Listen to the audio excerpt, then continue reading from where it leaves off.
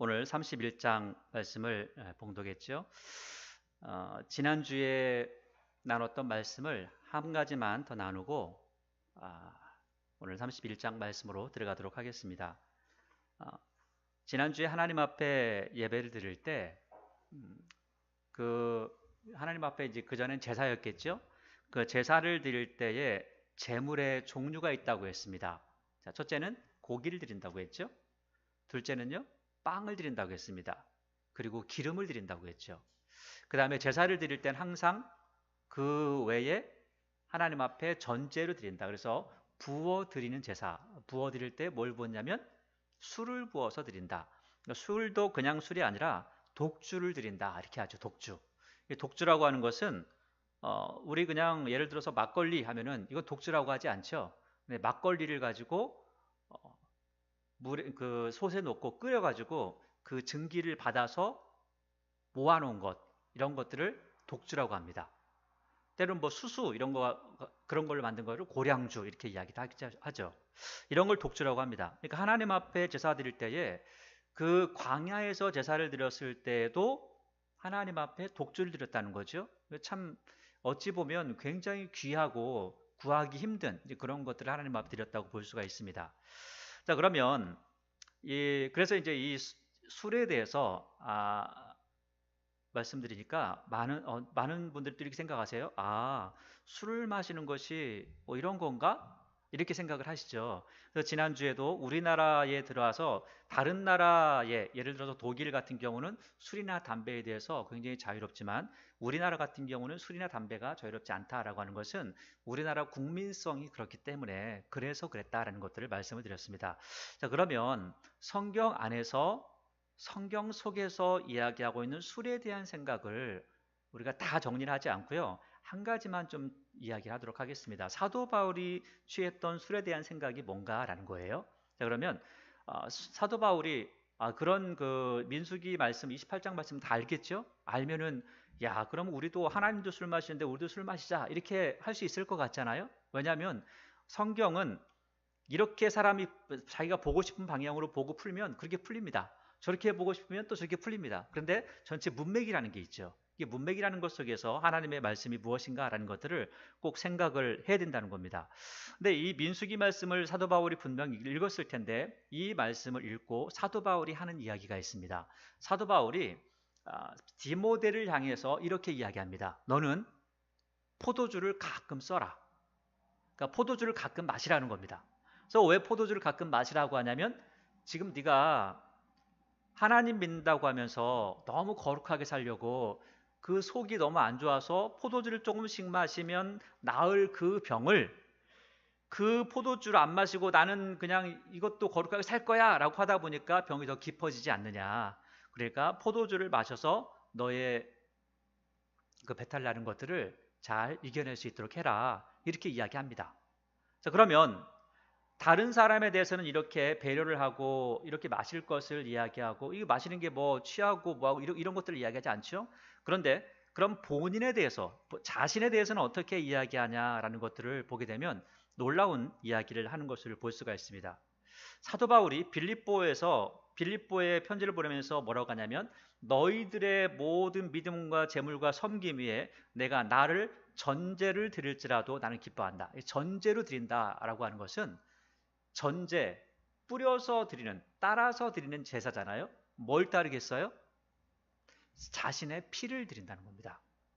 그러니까 지금 하나님 앞에 술을 드렸다라는 것을 하나님도 술 드시니까 나도 마셔야지 라고 하는 것이 아니라 지금 이 구약에서 신약으로 넘어오면서부터는 그 독주라고 하는 부분을 자신의 피로, 그래서 이 피라고 하는 것은 순교자의 피를 이야기하고 있는 겁니다.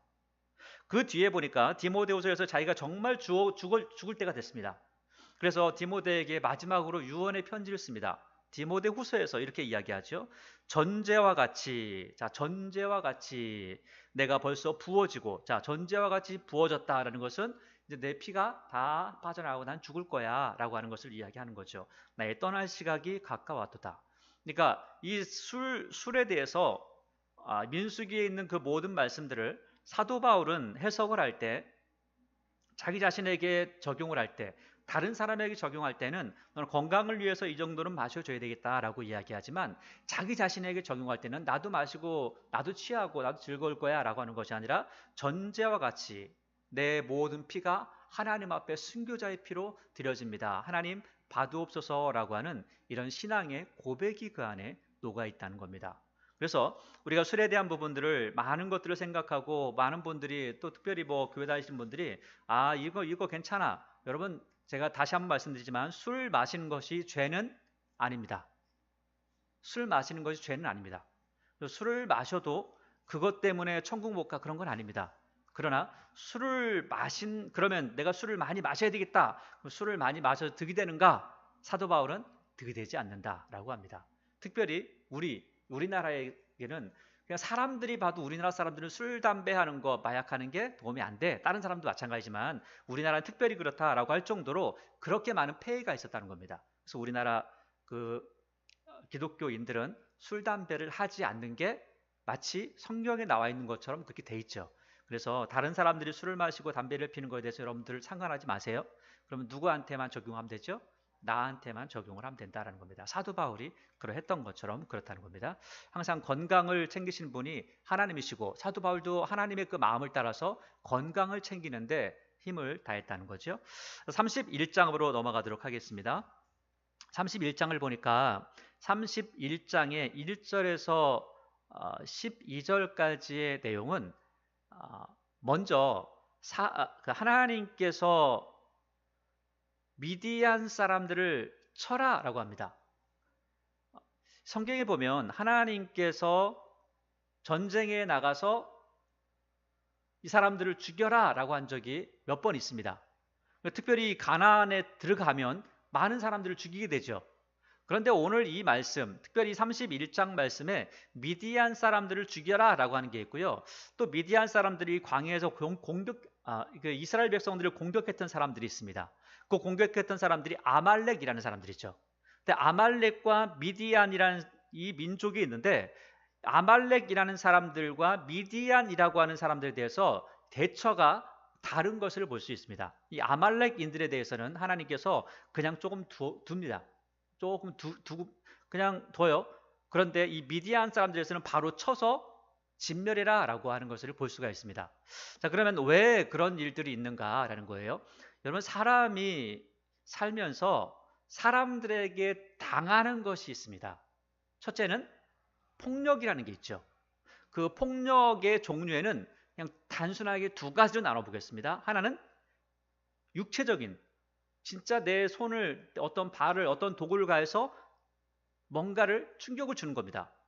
이게 폭력이라고 하는 거죠. 둘째는요, 말로 사람을 힘들게 하는 게 있습니다.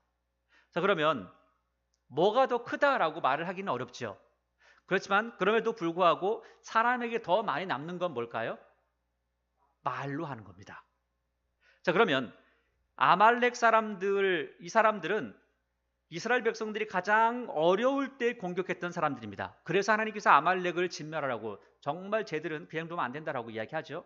그럼에도 불구하고 이 사람들에 대해서는 시간이 많이 흐른 다음에 이런 일들이 정리가 됩니다. 자, 그런데 미디안 사람들은 바로 가서 원수를 갚으라 이렇게 이야기하거든요. 왜 그럴까요? 이것은 말로 했기 때문에. 근데 말로 했는데 어떤 말을 했냐면 말로 해서 사람의 정신을 바꿔놨다는 거예요. 자, 정신을 바꿨을 뿐만 아니라 신앙을 바꿔놨습니다. 그래서 어떤 사람이 들어와서 그냥 내 몸을 한 대 땅 때리고 너희가 하지 마라고 한 것이 아니라 와서 잘해주면서 그 사람의 정신을 바꾸고 그 사람의 생각을 바꾸고 그 사람의 신앙을 바꿔놨다는 거죠. 그래서 40년 동안 하나님만을 섬긴다라고 했던 이스라엘 백성들이, 특별히 그 남자들이 그 여자들과 가서 그 신사에게 절을 하고 또 함께 섬기는 모습을 이야기하고 있었다는 거죠. 그래서 하나님께서는 오늘 미디안에 대해서 하나님의 원수를 갚아라 라고 이렇게 말씀하고 있습니다. 자, 보도록 하겠습니다. 31장 1절을 보니까 여호와께서 모세에게 말씀하여 이르시되 이스라엘 자손의 원수를 미디안에게 갚으라. 자, 누구의 원수죠? 이스라엘 자손의, 하나님께서 말씀하실 때는 이스라엘 자손의 원수를 미디안에게 갚으라고 하죠. 자, 그 후에 내가 내 조상에게로 돌아가리라. 그러니까 네가 미디안에게 원수를 갚으면 너는 죽을 거야 하는 거죠. 너 죽을 거야. 너 그 일만 하고 너의 일은 끝. 이렇게 하는 거죠. 그러니까 지금 이런 이야기를 듣고 나면은 아니 자기가 이제 조금 있으면 죽을 거라는 걸 알면 얼마나 좀 그렇겠어요? 오늘 이 모세가 자기 모든 상황을 정리하는 모습도 오늘 이 후로부터 나오고요. 그 다음에 신명기도 기록하는 것을 볼 수가 있습니다. 3절을 보세요. 모세가 백성에게 말하 이르되 너와 함께 있는 사람들 가운데 전쟁에 나갈 사람들을 무장시키고 미디안을 치러 보내요. 자, 그 다음에 누구의 원수죠? 여호와의 원수라는 거예요. 그러니까 하나님께서는 이스라엘 자손의 원수 미디안이죠. 그리고 오늘 모세는 뭐라고 하냐면 지금 미디안 사람들을 치는 것이 누구를 치는 거라고요? 하나님의 원수를 치는 거라는 거예요. 여호와의 원수를 친다라는 겁니다. 그러니까 지금 하나님의 원수, 이스라엘 자손의 원수가 미디안이라는 나라라는 거죠. 하나가 된 겁니다. 자, 이렇게 되니까 4절 이스라엘 모든 지파에서 모든 지파에게 각 지파에서 1000명씩을 전쟁에 보낼지니라 하며, 그러니까 12지파에서 1000명씩이니까 12,000명, 12,000명 나오는 거죠. 그래서 각 지파에서 1000명씩 이스라엘 100만 명 중에서 12,000명을 택하여 무장을 시킨지라. 이거 100만 명 하니까 100만 명이 군대가 있었구나 라고 이렇게 할 수 있는데, 이 100만 명에 보니까 숫자가 2 써 있죠. 2 써 있어서 밑에 쭉 보니까 천천이네 이렇게 돼 있죠. 천천을 해보니까 천의 천이 100만이 아니냐, 그래서 이렇게 했는데 천이라고 하는 것은 엄청나게 많은 사람들이라고 하는 그런 어떤 표현으로 우리가 생각을 해도 되겠죠. 많은 사람들을 이야기하는 겁니다. 자, 이제 12,000명을 택했습니다. 자, 6절에 모세가 각 지파에서 1000명씩 싸움에 보내되 제사장 엘르아살의 아들 비누아스에게 성수의 기구와 실은 나팔을 들려서 그들과 함께 전쟁에 보내매 그들이 여호와께서 모세에게 명령하신 대로 미디안을 쳐서 남자를 다 죽이고, 그다음에 그 죽인 자 외에 미디안의 다수당을 죽였으니 미디안의 왕들은 레위와 레겜과 수르와 후르와 레바 또 부올의 아들 발람을 칼로 죽였더라. 자, 보니까 지금 미디안 다섯 왕을 죽였죠. 자, 근데 여기 다섯 왕이라고 하는 것을 여기서 보면 뭐 이런 게 있었구나라고 하는 것을 생각할 수 있는데, 이 이야기가 여호수아서에도 한 번 더 기록이 되어 있습니다. 그러니까 여호수아도 이것을 기억하고 있던 거죠. 그래서 나중에 여호수아가 땅을 정복하고 나서 땅을 나누어 주기 전에 야, 우리가 광야에서 이러이러한 일들이 있었어라는 것들을 추억하면서 기록을 합니다. 그래서 그 기록했던 이야기가 여호수아 13장에 기록되어져 있죠. 여기 보니까 이렇게 이야기합니다. 평지 모든 성읍과 헤스본에서 다스리던 아모리 족속의 왕 시온의 온 나라가, 그러니까 아모리 족속이었다는 거예요. 미디안 사람이라고 여기서 이야기했는데 아모리 족속이었고 또 시온의 온 나라라. 그래서 시온에 부속되어 있던 사람, 그런 사람들이었다는 거예요. 그런 사람들인데 모세가 시온을 그 땅에서 거주하는 시온의 군주들 곧 미디안의 귀족 에위, 레겜, 술, 훌, 레바와 함께 죽였으며 이스라엘 자손이 그를 상륙하는 중에 부올의 아들 점술과 발람도 칼날로 죽였다. 그 얘기가 똑같이 나옵니다. 그러니까 지금 여기 아모리 족속이 가나안 땅만 살았던 것이 아니라 미디안 쪽에도 있었구나. 근데 이 아모리 족속의 죄가 관여했기 때문에 하나님께서 가나안 땅을 완전히 쳐부신다라고 이렇게 말씀하셨던 거 아니에요? 그러니까 그만큼 악했던 사람들인데 그 악한 사람들이 꾀를 내 가지고 결국 이스라엘 백성들을 하나님이 아닌 다른 신을 섬기겠다는 겁니다. 자, 그러면 여기에 보니까 발람이라는 사람도 죽었잖아요. 발람이라는 사람이 죽었는데, 그럼 이 발람이라는 사람에 대해서 성경은 뭐라고 표현을 하고 있냐라는 거죠. 발람은 거짓 선지자라고 표현을 하고 있습니다. 자, 그러면 여러분, 이 거짓 선지자가 가장 먼저 얘가 1등으로 가는 데가 있습니다. 짐승하고 거짓 선지자하고 1등으로 가는 데가 있어요. 어디라고요? 지옥입니다. 지옥. 그래서 요한계시록에서는 이 부분을 이야기하면서 짐승과 거짓 선지자가 산채로 유황불 붙은 못에 던져졌다라고 표현을 하고 있습니다. 그러니까 이런 사람들의 이야기를 듣는 사람들은 어떻게 되겠어요? 그러니까 지금 이런 사람들의 이야기, 이런 사람들의 말을 듣는 사람들은 어디를 갈 거냐라는 거예요. 똑같겠죠. 순서만 달리할 뿐이죠. 이 사람들이 먼저 가는 거고 그 뒤에 갈 뿐이지. 그래서 이 거짓 선지자에 대한 부분들을 우리가 조금 살펴보는데, 여러분 이 발람이라는 사람을 보면서 우리가 그런 생각을 하죠. 하나님께서 능력이 있기 때문에 하나님 능력이 있으시잖아요. 그러니까 하나님은 모든 것들을 할 수 있어 라고 하는 생각이 우리 안에 있습니다. 그렇죠? 하나님은 전지하시고 전능하시니까 모든 것들을 하십니다. 자, 그런데 놀라운 것은 하나님께서 하나님 마음대로 다 할 수 있는데 마음대로 할 수 없는 게 하나 있습니다. 그게 사람입니다. 사람. 자, 여러분도 마찬가지죠. 여러분들 다른 사람에게 내 마음대로 할 수 있는데 마음대로 할 수 없는 존재가 하나 있습니다. 여러분들의 자녀죠. 아무리 해도 내 마음대로 되지 않아요. 자기 자녀거든요. 그래서 오죽하면 옛날에 대그룹의 총수도 그런 말을 하지 않았겠어요? 안 되는 게 몇 가지가 있는데, 3가지가 있는데 그 중에 한 가지가 애들 키우는 게 안 되더라. 하나는 골프가 안 되고 하나는 미풍이 안 되더라. 뭐 그런 이야기 됐잖아요. 그 정도로 자녀를 대하는 부모의 마음이 다르다는 겁니다. 그러니까 하나님께서 사람을 창조하시고 사람이 하나님의 뜻대로 살기를 원하시지만 이것은 하나님의 원이고, 그럼 하나님의 뜻대로 되느냐? 하나님의 뜻대로 됐다면 모든 사람들이 지옥 가는 게 맞습니까? 안 가는 게 맞습니까? 모든 사람들이 천국에 가야죠. 하나님의 뜻이니까. 그런데 하나님의 뜻도 사람 앞에서는 이루어지지 않는 것들이 있더라라는 거예요. 발람처럼 거짓말하는 사람들이 나오면요, 하나님도 못 말립니다. 그 이유가 뭔지 아세요? 그 이유는 간단합니다. 그 거짓말을 듣는 것을 기뻐하는 사람들이 있기 때문에 그렇다는 거예요. 그러니까 사람들이 점을 보러 가죠. 점을 보러 가면 점 보는 게 100% 잘 맞을까요? 안 맞을까요?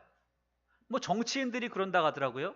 대통령 선거에 나가면 점 보러 가가지고 될 거냐 안 될 거냐 물어본다고. 자, 그러면 거기 나온 사람들이 다 점괘를 뭘로 받았겠어요?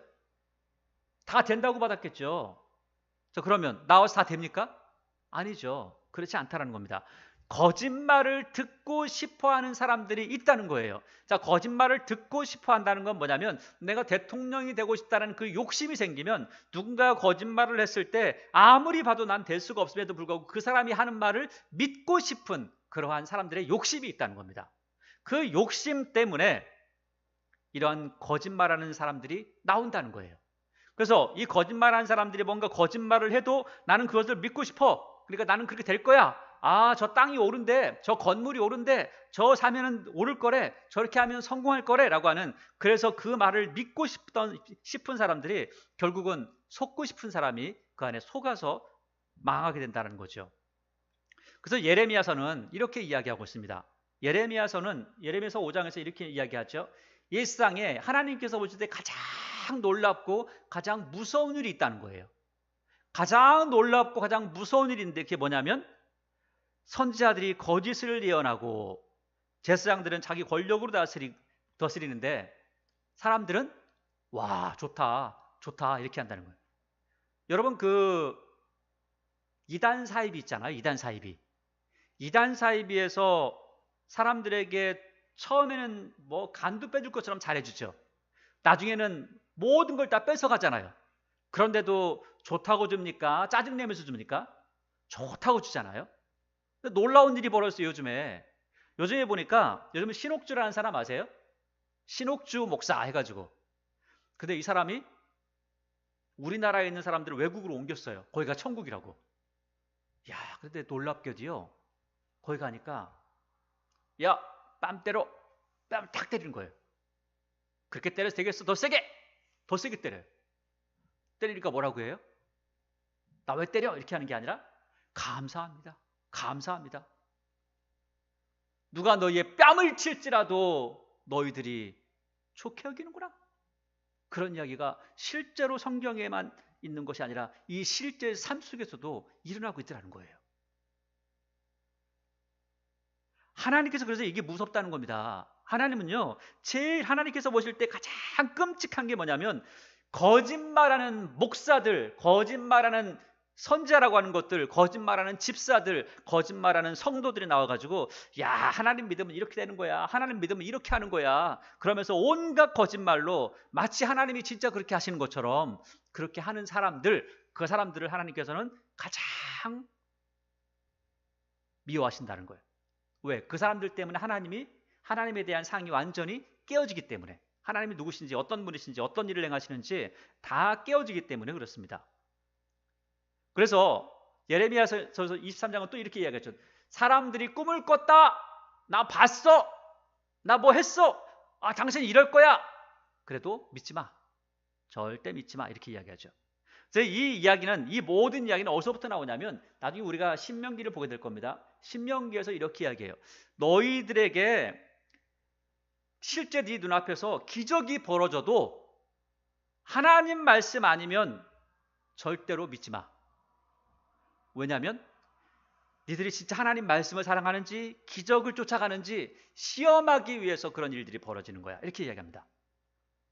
여러분, 교회를 다니면 사람들이 이렇게 이야기해요. 와, 우리에게 기적이 일어나면 좋겠어. 기적이 그냥 일상이 되어가지고 상식이 되어 살면 좋겠어. 하나님 뭐라고 하시냐면 기적 바라지 말고 뭐에 집중해라? 말씀에 집중해. 제발 말씀에 집중했으면 좋겠어. 이렇게 이야기하는 거죠. 그래서 너희 선지자나 꿈꾸는 자가 일어나서 이적과 기사를 보이고 그가 내게 말한 그 이적과 기사가 이루어지고 너희가 알지 못하던 다른 신들을 우리가 따라 살자 할지라도 절대 따라가지 마. 그게 망하는 길이야. 왜냐하면 진짜 너희들이 하나님을 경외하고 하나님 말씀을 따르는지 기적 보고 따라가는지 그것을 하나님께서 시험하시고자 놔둔 거야. 거짓 선지자가 이렇게 많은데도 그럼 하나님 앞에 우리가 그렇게 말할 수 있잖아요. 하나님 저거 없애버리면 되잖아요. 저거 어떻게 죽여버리면 되잖아요. 이렇게 생각할 수 있죠. 그런데 씨 뿌리는 비유를 아십니까? 씨를 뿌렸죠. 뿌리니까 뭐가 같이 나왔어요? 가라지도 함께 났어요. 그래서 이야기하죠. 가라지를 뽑아버릴까요? 하니까 뭐라고 해요, 주인이? 뽑지 마라. 가라지를 뽑다가 뭣도 뽑혀요? 옆에 있는 곡식도 뽑힐 수 있다. 왜? 가라지 뿌리가 워낙, 이 가라지는요, 이건 아주 그냥 뿌리를 옆으로 잘 뻗어가지고 옆에 있는 그 곡식의 뿌리까지 다 있는 거예요. 그래서 그것까지 다 잡아 빼는 겁니다. 그래서 교회 안에도 가라지 같은 사람이 있으면 이 사람이 더 발을 넓혀가지고 말을 기가 막히게 잘하는 거죠. 여러분, 우리가 꼭 여기서 생각해 봐야 될 게 있습니다. 거짓 선지자라고 하는 사람들, 우리가 조금 다른 표현을 해볼게요. 사기꾼은요, 뭘 잘할까요? 말을 잘합니다. 여러분, 그래서 가끔 두려울 때가 있어요.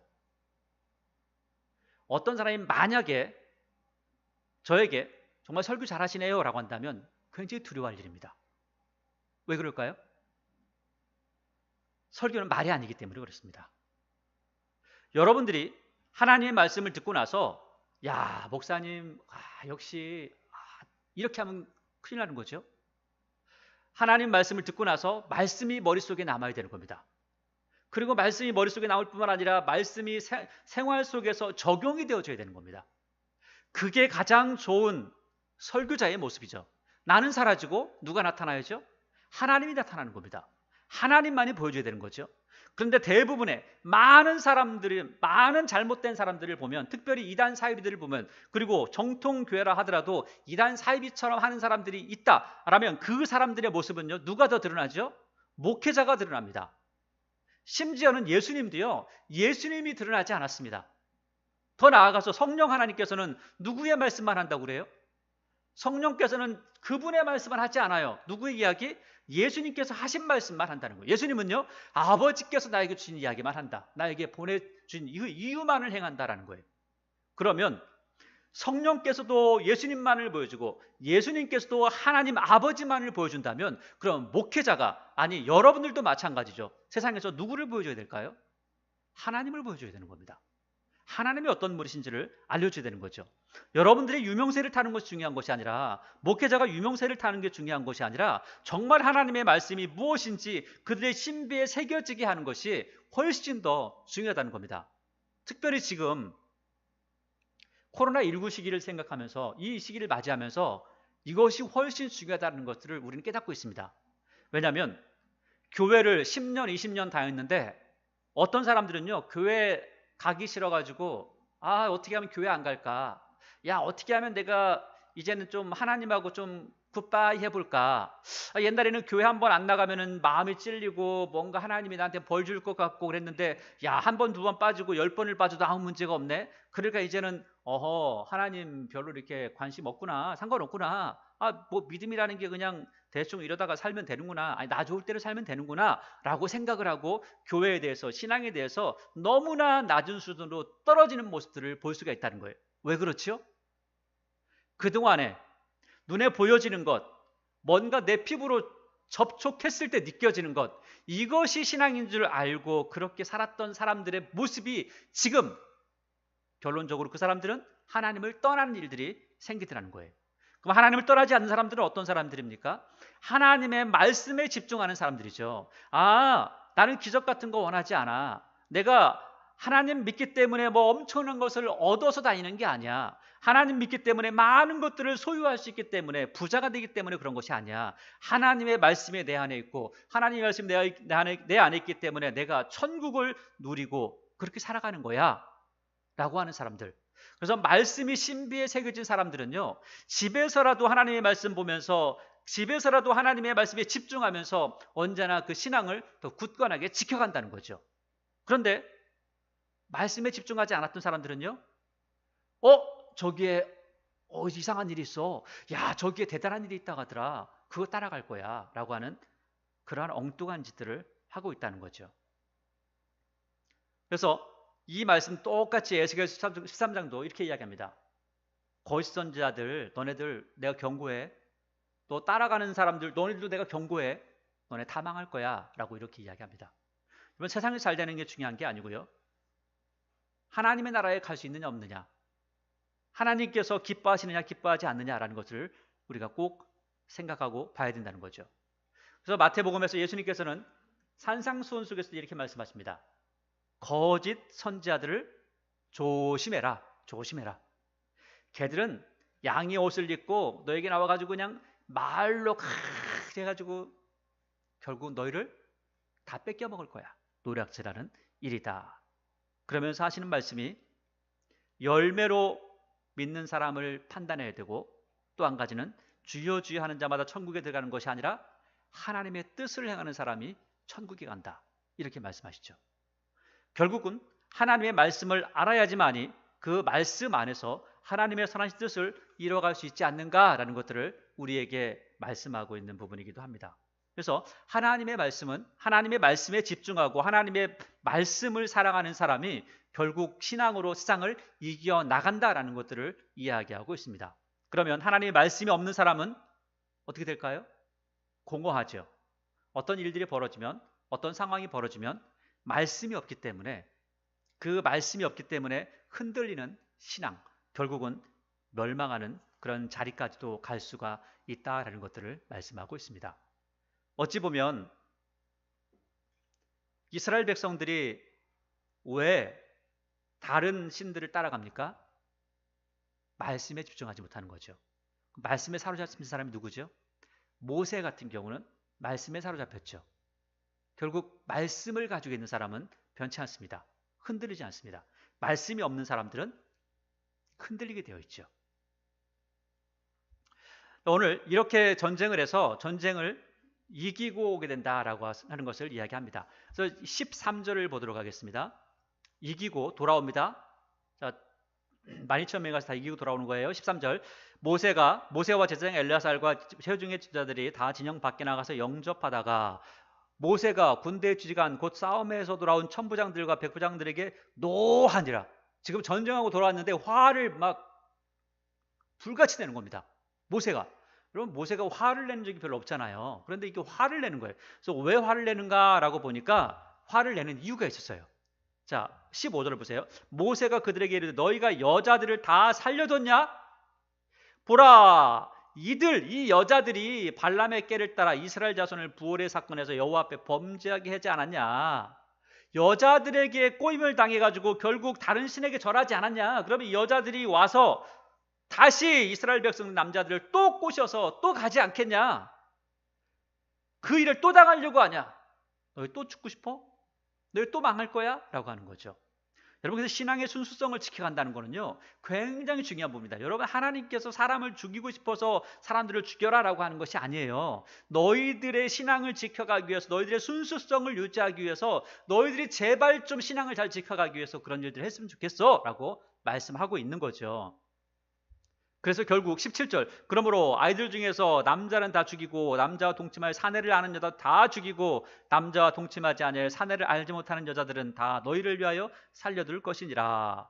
결국 이렇게 들어오지만 나중에 보면, 결국 보면요, 시집을 안 갔던, 결혼을 안 했던 이 여자들도 본인이 어릴 때부터 가졌던 그 신앙을 저버리지 못합니다. 그리고 그 신앙을 그대로 가지고 가게 되죠. 성경에서 이런 부분들은 따로 나오지 않지만 나중에 이 사사기나 이런 일어나는 사건들을 보면 그러한 일들이 실제로 많이 이루어지고 있습니다. 굉장히 아픈 역사를 우리가 성경에서 볼 수가 있는 거죠. 자, 그 다음에 19절을 보세요. 너희는 이래 동안 진영밖에 주둔하라. 누구든지 살인자나 죽임을 당한 사체를 만진 자는 셋째 날과 일곱째 날에 몸을 깨끗하게 하고 너희의 포로도 깨끗하게 할 것이며. 자, 공동체에 들어올 때는 어떻게 하고 들어오라고요? 더럽게 들어와라? 아니에요. 깨끗하게 들어와라. 여러분, 교회 올 때도 마찬가지예요. 교회 올 때에도 항상 어떤 모습으로 와라? 건강한 모습으로, 회복된 모습으로 와라 라고 이야기하는 겁니다. 그러니까 지금 이런 말씀들이요, 이 코로나 시기에 살펴보면 교회 올 때 나 코로나 걸린 것 같아, 그런데 나 그래도 신앙은 지켜야 되겠어 하면서 교회 와서 나는 그래도 예배 드릴 거야 라고 한다면 잘못된 거겠죠. 성경에서 그렇게 말씀하고 있습니다. 너희들의 신앙을 지켜가는 건 중요하지만, 너희 신앙을 지켜가는 게 정말 좋지만, 그럼에도 불구하고 공동체에 올 때는 너희들이 병이 걸렸는지 걸리지 않았는지, 너희가 혹시 병균을 가지고 들어오는지 아닌지 꼭 생각하고 건강한 모습으로 와서 공동체를 지켜가라 라고 말씀하는 것을 볼 수가 있다는 겁니다. 자, 그래서 이것을 어떻게 또 이야기하냐면 21절을 보세요. 왜냐하면 전쟁에 나가면 사람들을 많이 죽이잖아요. 그리고 전쟁에 나가면 풍토병이라는 게 있습니다. 내가 살지 않던 동네에 가면 풍토병, 그래서 우리나라에 선교사들이 많이 들어왔는데 들어온 선교사들 중에 많은 사람들이요, 우리나라에 걸리는 풍토병 때문에 많이 죽었습니다. 우리는 잘 모르는데 외국 사람들이 들어오면 걸리는 병이 있어요. 그 병 때문에 많이 죽었습니다. 마찬가지죠. 우리나라가 저쪽 그 동남아시아 이런 데 가면은 말라리아 같은 게 많이 걸리죠. 그래서 또 죽기도 하잖아요. 이런 풍토병이라는 게 굉장히 많이 있다는 거예요. 그래서 이런 전쟁이나 또 이제 몸이 좀 더럽히는 경우가 있다면 20절, 모든 의복과 가죽으로 만든 모든 것과 염소털로 만든 모든 것과 나무로 만든 모든 것을 다 깨끗하게 할지니라. 제사장 엘르아살이 싸움에 나갔던 군인들에게 이르되 이는 여호와께서 모세에게 명령하신 율법이니라 하면서 깨끗하게 하라는 거예요. 어떻게? 금, 은, 동, 철, 주석, 납, 이것은 불에 견딜 만한 거잖아요. 이것은 불로 깨끗하게. 예를 들어서 여러분 상처를 치료할 때 알코올로도 소독하지만 알코올이 없을 때는 불로 한번 딱 칼을 지지죠. 그 다음에 하잖아요. 이렇게 하라는 겁니다. 그리고 그래야 깨끗하려니와 만일 다만 정결하게 하는 물로 그것을 깨끗하게 할 것이며 불에 견디지 못할 모든 것은 물로 지나가게 할 것이라. 이거 뭐였죠? 잿물 있잖아요. 잿물. 암송아지를 태워서 만들었던 잿물 있죠. 그 잿물, 때로는 물에 깨끗하게 씻어서 깨끗하게 했고요, 잿물을 통해서 사람을 깨끗하게 해야 될 게 있다는 겁니다. 24절, 너희는 일곱째 날에 옷을 빨아서 깨끗하게 한 후에 진영에 들어올지니라. 그러니까 지금 예배의 자리뿐만 아니라 공동체에 들어오는 것도 너네 조심해. 왜? 너희들이 전염병을 옮길 수 있잖아. 조심해야 돼 라고 말씀을 하고 있는 겁니다. 자, 그러면서 25절부터는 전리품을 분배하는 겁니다. 그래서 25절, 여호와께서 모세에게 말씀하시되 너는 제사장 엘르아살과 회중의 수령들과 더불어 이 사로잡은 사람들과 짐승들을 계수하고 그 얻은 물건을 반분하여, 반을 딱 잘라서 그 절반은 전쟁에 나갔던 군인들에게 12,000명한테 주고 절반은 그 백성들에게 줘라. 반 딱 잘라서. 그래서 전쟁에 나갔던 군인들은 사람이나 소나 낙이나 양떼 500분의 1을 여호와께 드려. 그래서 곧 이를 그들의 절반에서 가져다가 여호와의 거제로 제사장 엘르아살에게 주고, 그러니까 500분의 1을 제사장에게, 엘르아살에게 줘라 라고 하는 거고요.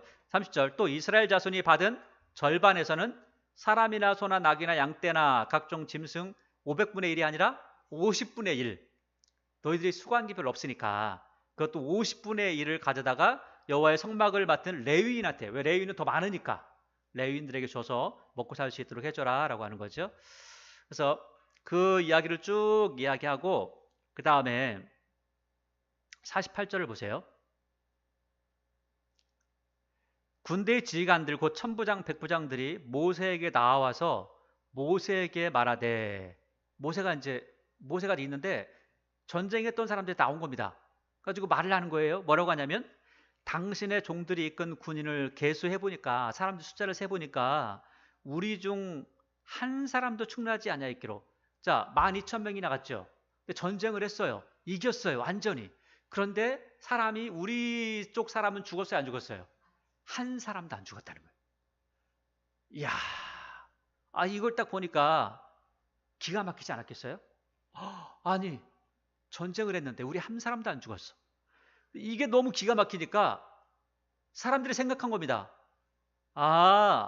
하나님께서 우리를 한 사람 한 사람 보호하셨기에 우리가 안 죽은 거야.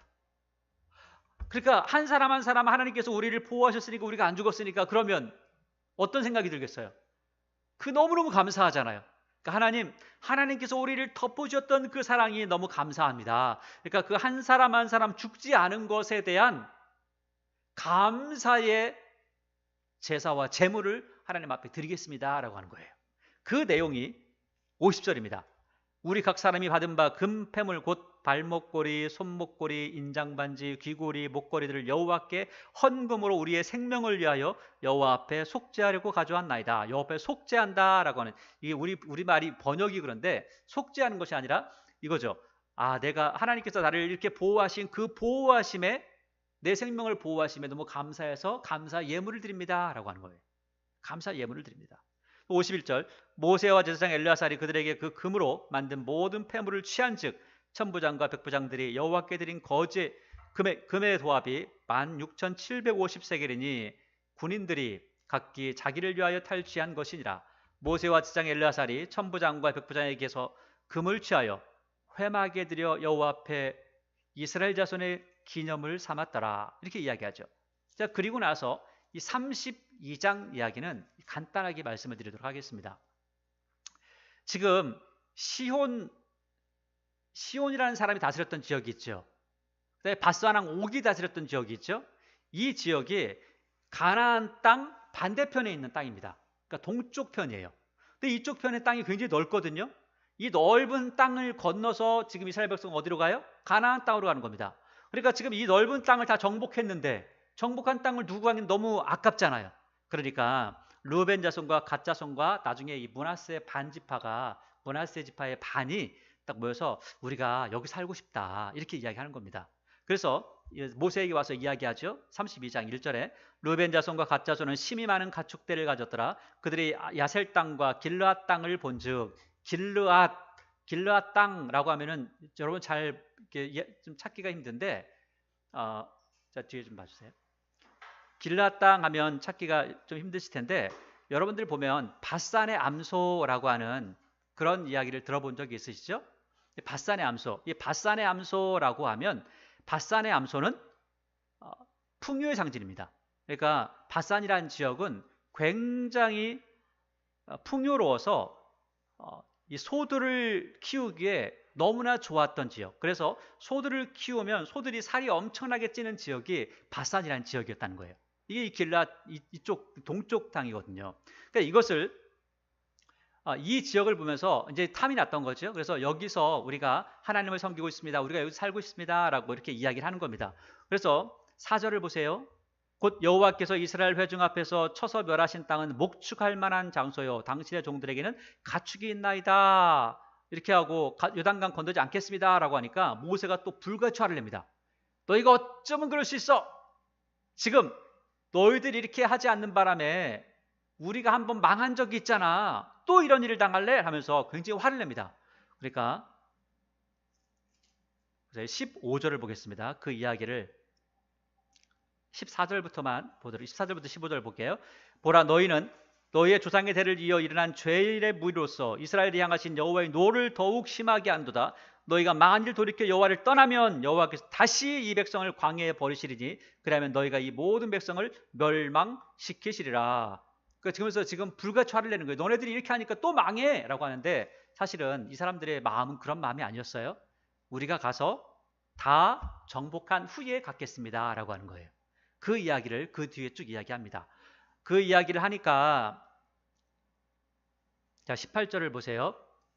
18절, 이스라엘 자손이 각기 기업을 받기까지 우리가 집으로 돌아오지 아니하겠사오며, 전쟁하러 가서 끝까지 싸우겠습니다. 그 다음에 19절, 우린 요단 이쪽 곧 동쪽에서 기업을 받아 싸우니 그들과 함께 요단 저쪽에서는 기업을 받지 않겠습니다 라고 하니까, 모세가 아 그래? 아이고 야, 난또 네가 가서 그냥 무조건 여기 있는 줄 알았더니 미안하다 이렇게 하는 거죠. 근데 모세가 다시 한번 확인합니다. 너 정말 그렇게 할 거야? 너 정말 싸울 거야? 너 정말 싸우고 나중에 다 끝나고 나면, 전쟁 끝나고 나면 돌아올 거야? 계속해서 확인합니다. 확인하는 내용이 20절 이후부터 계속해서 확인을 하는 거죠. 그래서 확인한 다음에 결국 이 사람들을 보내줍니다. 보내주고 나서 거기서 성을 짓고 그 다음에 다시금 같이 떠나는 모습도 보여주고 있습니다.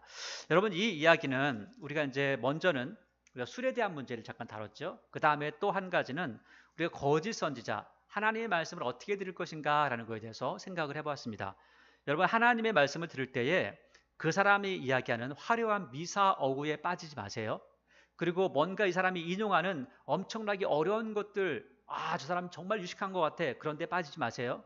인문학이나 뭐 어떤 역사적인 어떤 사실을 막 이야기하면서 막 많은 것들을 이야기한다고 거기에 빠지지 마세요. 여러분, 가장 중요한 것은 하나님의 말씀이 진짜 그곳에 있는가, 하나님의 말씀이 진짜 증거되고 있는가, 정말 하나님의 말씀만이 그 신비에 새기고 있는가, 혹시 그 사람의 욕심은, 그 사람의 지식은 그 안에 들어가지 않는가, 우리가 생각해 봐야 된다는 겁니다. 그 사도 바울은요, 복음을 전할 때 이렇게 이야기합니다. 나는 철학을 다 알고 있지만 철학적으로 여러분들에게 하나님을 설명한 적이 없습니다. 하나님의 말씀으로만 여러분들에게 가르쳤습니다 라고 이렇게 고백을 하죠. 여러분, 하나님 말씀에 언제나 집중하시기 바랍니다. 그리고 그 말씀 안에서 하나님께 주신 은혜를 누리시기를 바랍니다. 그리고 말씀이 있다면 여러분들은 절대로 하나님께서 여러분들을 버리지 않으실 뿐만 아니라 하나님을 향한 여러분의 믿음도 변치 않는다는 사실 꼭 기억하시고 말씀 안에서 승리하시는 귀한 은혜가 있기를 바랍니다. 기도하겠습니다. 거룩하신 우리 아버지 하나님,